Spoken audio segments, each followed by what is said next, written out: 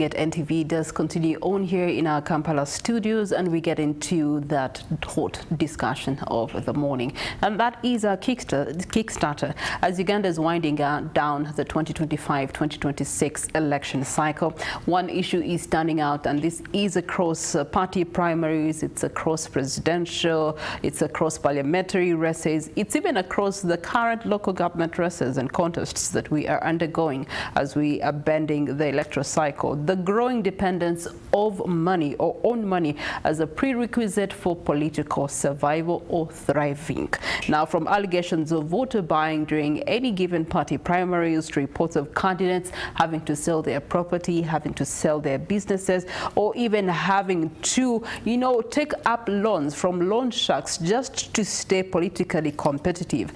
This election has once again given us as a country had questions about who can afford to participate in Uganda's democracy and at what cost. So this morning we are interrogating these questions with my guest Joshua Muhwezi, a researcher at Agora Center for Research and Policy, whose work examines electoral cycles, centers around political economy and the democratic governance. Good morning to you, Joshua. Good morning to you. I'm glad to be here. It's a pleasure to have you.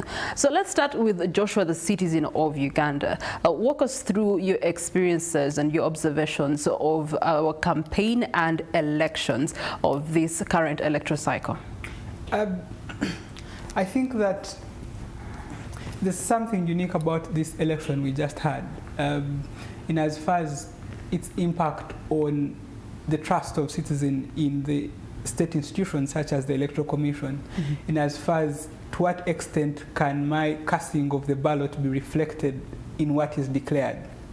And I think that my conclusion, just by impression, is that it's not good, and it has deteriorated at unprecedented levels. And as you said, one of the outstanding reasons is the use or the role that money plays in influencing the campaign and the result of that campaign itself. Okay, that's quite... Including other challenges that whether it's violence or the use of the state apparatus such as police or other infrastructure to influence that outcome. But I think that the use of money has played a very big part in that. Okay. Speaking of the use of the money, just to establish clarity, could you give us your research definition of campaign or election financing? So I think to have a good conversation, we must be able to define perimeters of what is acceptable use of money and what is not. So campaign financing, which is the use of resources to sell one's candidature or to sell one's ideas, is something that is accepted across the board, whether in Uganda or other Western democracies where there is mobilization of resources, including donations from people who believe in certain candidatures or political parties. So there is the normal mobilization of resources, because running a campaign is not just a matter of moving from one place to the other. You need vehicles, you need campaign paraphernalia or material, which it could be brochures, it could be, these days because of the role of digital campaigns, as we've seen, for example, in the US or New York mayoral race, people are using TikTok or social media. All those things require a bit of resources to sell one's candidature. But I think the problem we have, and which is affecting Uganda or African politics, is the abuse of that. And so what is true is that we have laws or legal infrastructure from the Presidential to Parliamentary Elections Act, which do not accept certain ways in which money is used, such as voter bribery or of the kind. And so I think that it's important for us to separate the two. So the phenomenon we are dealing with here in Uganda is where you use money or financial inducements, it could be soap, it could be sugar, as a way of getting political outcomes. I don't know if that makes sense, as a way of getting political outcomes, so that the resources are no longer to help you get platform to speak to people. Because ordinarily campaigns are meant to say you civically engage people so that they vote you on the basis either of your ideas or what you represent, your experience or your track record. But now it shifts to the money itself becomes the basis upon which you're voted. And so that people don't care what you tell them, as long as you've given them something, they are going to vote for you. But I think that has always, in some levels, existed. So if you look at ACFIM reports, which is one of the leading organizations in the country which talk about electoral financing, EU reports and all the observers' reports, we have always had this phenomena. But also an ordinary citizen of Uganda, it has become part of the electoral culture. If you're going to talk to them, they say, what are you giving me? I think that trend has existed for some time up until now.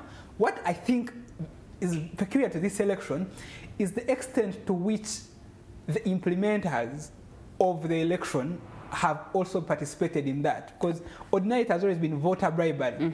But now you also have cases, we have had cases where electoral officials expect to be given money for them even to announce protect a your candidate, vote that you duly earned, to say you have won indeed, but for you to be able to win, you have to give us something. Yeah, we've actually had those witnesses or accounts from political participators that as they were planning for their finances, they had to factor in that in as much as you could actually be duly the winner out of the results, you might need to prepare an envelope to facilitate the polling or presiding officer to actually put that out. I don't know if that's the worst. My worst case, for example, was when political parties were giving out party cards. And so there are those who missed being flag bearers or holding the party card, and they wanted alternative symbols to use in their campaign. So you'd want a watch, or you'd want a ball, radio or something table. like that. But if you ask anyone around Kampala, they'll say for you to get the watch, the clock, which was an alternative. I think it's relatively popular. If you don't get, for example, the NUP card, the clock is the next thing. And I can tell you that to secure it, you had to pay some money to the Electoral Commission to say this one has already booked it, is the first person to get it. And you had, I have a colleague who has asked for about 5 to 7 million to secure the clock as their symbol. And so the point I'm making here is that whereas we have always had this commercialization, the problem is it has moved from just being about voter bribery to becoming the core function on the basis of which you get to the position that you want at all stages of the election. So it's from nomination to campaigns to declaration itself. Maybe we'll get declaration itself, but I think the observation I'm making is Joshua, that let's not talk about it as abstract. Let's go into the nitty-gritty of it. What does it look like at nomination stage? So at nomination stage is anyone can nominate. If you have been given a party flag, you'll duly nominate. But there are things for which the EC has some level of discretion, which is they are the ones who choose who gets, you request for it, but the ones who determine who gets the party, that symbol that you want. Or sometimes it's always about the first person to request for a particular symbol they're supposed to get. First come, first But serve, now there has become competition for a particular alternative symbol. Which could be actually, maybe the word you're looking for is bidding. Yes, it's more of bidding.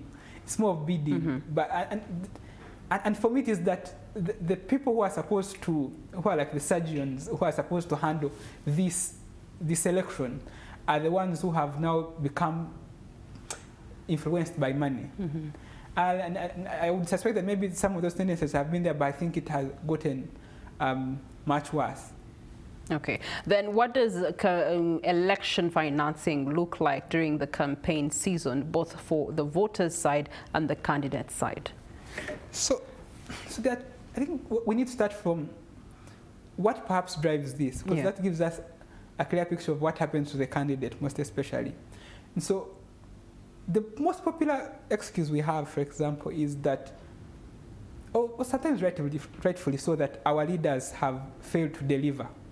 So people don't see any reason as to why they should trust anyone campaigning to them on the basis of ideas. So they're like, this is the only time we get to interact with you, so leave us with something.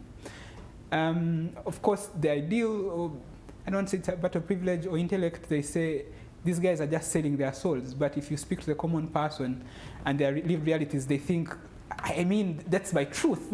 If I don't get this guy now, I'll never get him until the next 5 years. And so the expectation is you give me money and I give you the vote. So what that means for the candidate is that every time you go to campaign, you have to leave something. And that varies from where you're standing. So if you're standing in Kampala, for example, in areas, for example, like Makerere institutions inside the university or thereabout, it will be more expensive because the population is small and you have to reach everyone. So it will be maybe 5,000 to 10,000. If you are in Kashari, where I come from, it is 1,000 each person who comes to the rally for most of these areas. And so what that means is that before you wake up and plan to go to the field, you must have some level of money, especially in cash, for you to disburse to these the people you're going to communicate to. And oftentimes, you're going to speak and articulate all your ideas, and they'll tell you, but you've not spoken. I have a famous story where I come from, where someone who was an agriculturalist who was standing for MP gave out maize seeds for people to plant.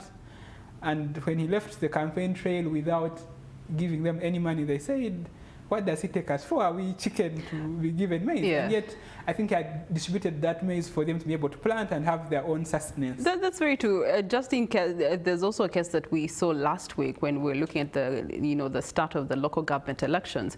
An incumbent who had been giving the city, he had bought them a truck that would do garbage collection, among other support. Then when they elected him out of office, he took back all of that. We've seen MPs who had bought ambulances for their constituencies. When they were not returned to office, they pulled back and took out their investments. Yeah, so like you said, I don't know what we shall do for our own context as Uganda, but commercialization of elections has become part of our electoral culture. On that note, as we're looking at the key drivers, you've talked about the voter expectation, that now the voter expects that since you've not done anything, or you cannot do anything for me that is tangible or that's developmental, I might as well milk the cow as I still have it in my hand. But let's also talk about it from the aspect of political parties. Are there weaknesses that are becoming contributing factors to this vice on the side of enforcement? There are gaps that are actually facilitating the growth of this vice, or is there an increasing role of informal political actors also? So I think the first, before we talk about political parties, is that the elections regulatory framework has laws against this kind of conduct. But I think the problem comes with the actors themselves. If you paid attention to last year's NRM party elections for the executive, NEC elections, you had some of the leading leaders of the country participating in these elections, and part of the challenges therein was the level of money that was dispersed in terms of voter bribery, including amongst themselves. So the challenge is that whereas there could be a legal regulatory framework that outlaws some of this conduct, you would say that there is no government goodwill, which also comes from the fact that the people that are supposed to push or implement these things are part of the problem, because they're politicians and they have either perpetrated or accepted to engage in the culture of campaign financing. So it becomes very difficult for any implementing body, whether it's the police or whoever is supposed to implement, to be able to do it, including the Electoral Commission itself. So I think it's difficult.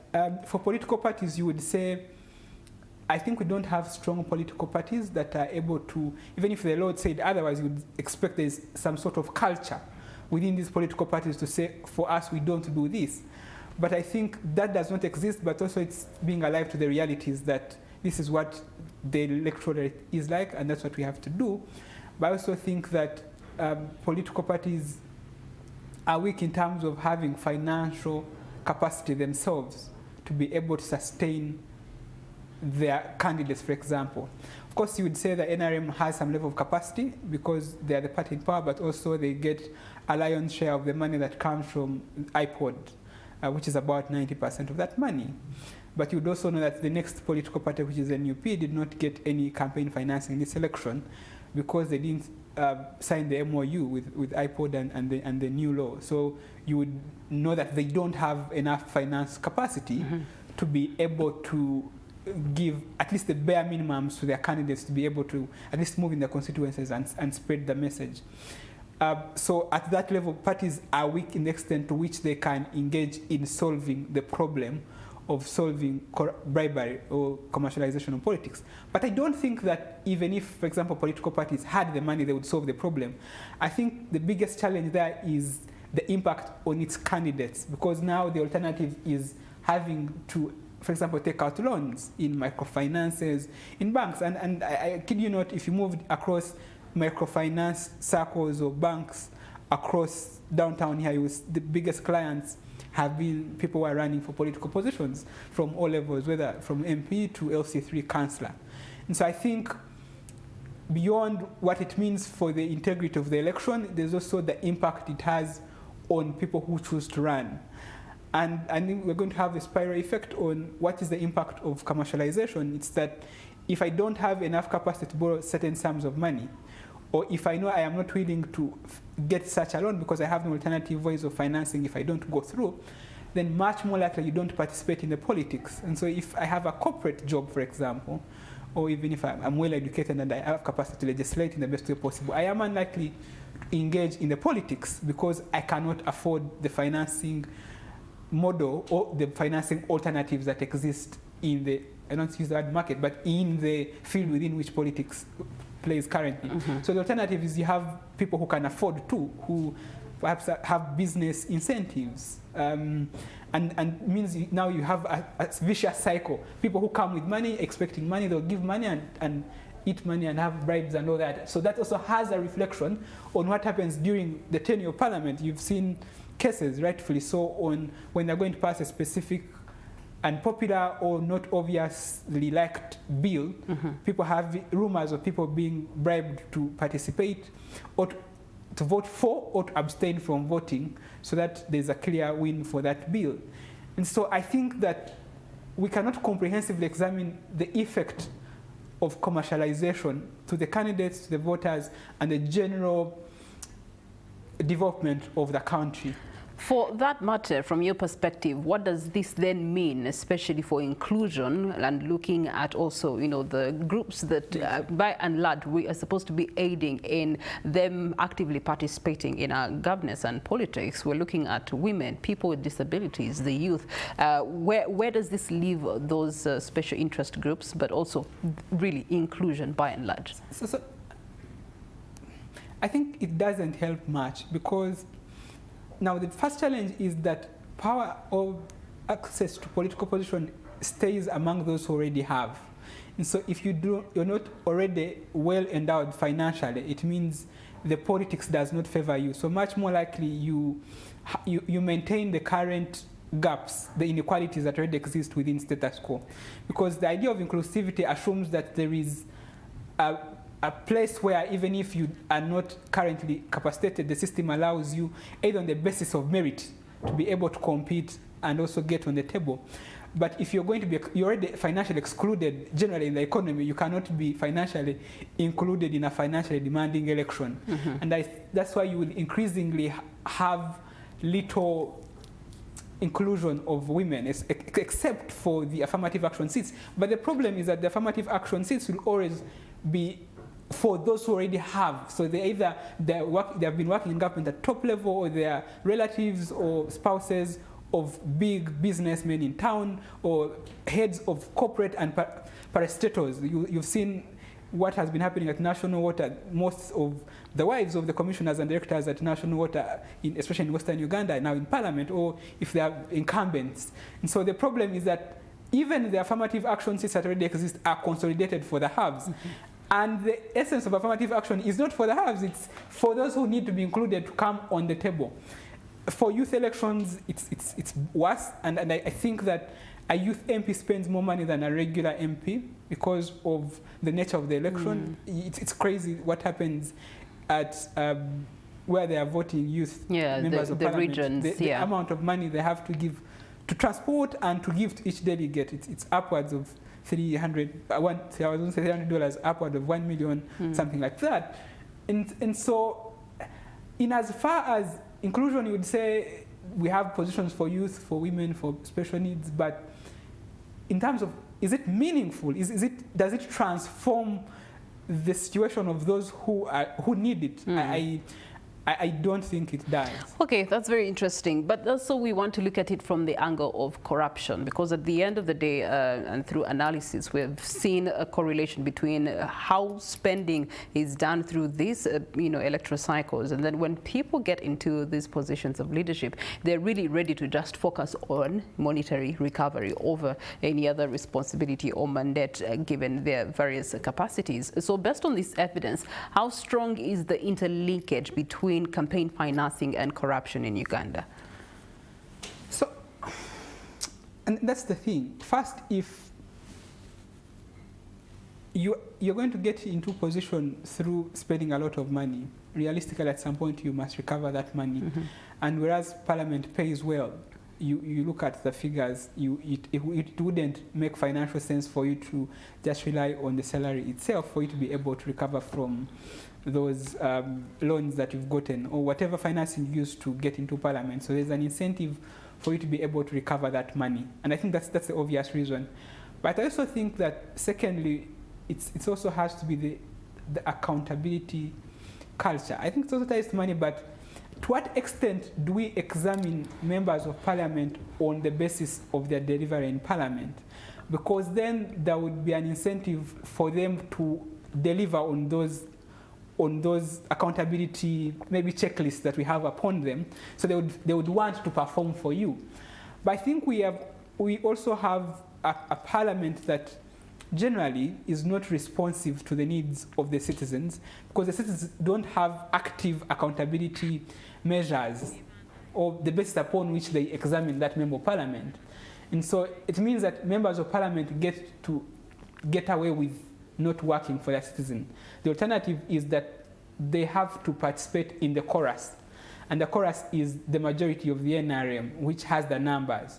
And so if it is indeed true that I'm not going to be examining the basis of my failure to deliver, then I can afford to get away with anything that I want, including being corrupt. From there, Joshua, as we're bringing this conversation to a wrap, if all factors remain constant, what does this campaign financing mean for our future politics, especially as we are now? Because people say, as soon as you drop the ball on this election, you start planning for 2031. So where does that leave us in terms of quality leadership and democratic competition come 2031? Thank you. I am a relatively young person, and sometimes when I'm speaking, I don't want to entirely be pessimistic, because I think there's always need for, especially the young people, to have some level of hope in their country and to believe that it's possible to reform and prepare the country that they want. But on the basis of trends, there wouldn't be any reason to think that this is going to have a turnaround and we are going to reach a point where you don't need money for you to be able to participate, because I think the trend has been so, and there has not been any alternative to that. And I think the only hope that exists is that there would have to be strong leadership, which will have to strongly clamp down on these vices. The problem is any of those reformists would also have a lot of backlash from the actors who form the majority of the political spectrum. And so I think moving forward, I don't see it being less. And how I know that is that I know that, for example, the body which is in charge of that is Parliament, because it gets to hold all these other institutions of government accountable. But if you have followed some of the controversial corruption cases, you have seen where actively committees of Parliament, which are supposed to sort of scrutinize these people who are summoned in Parliament, themselves being sabotaged. And so one of the indicators is that if the bodies that are required, that have the duty to stop corruption, are sabotaged, then there's no reason to believe that there is any other actor within the country who is going to reverse that trend, not the office of the IGG, not the Auditor General. So I'm very skeptical unless there's a complete reformist who will be a borderline dictator who will clamp down on these corruption vices and have some sort of complete reform. All right, Joshua Muhezi, we have 5 years between now and 2031 to pull out all the drivers and measures of campaign financing, and maybe what the alternative reforms that could help us manage this fight as a country. So at the end of the day, as a country, we are reflecting on this electoral cycle, especially in the perspective of campaign financing. One question is still lingering out of all of this: can true, meaningful, effective leadership actually have accountability when it comes to elections and leadership at a democratic level? What is the cost of entry into our politics, and what impact does it have if it keeps rising but the quality of the leader is dropping?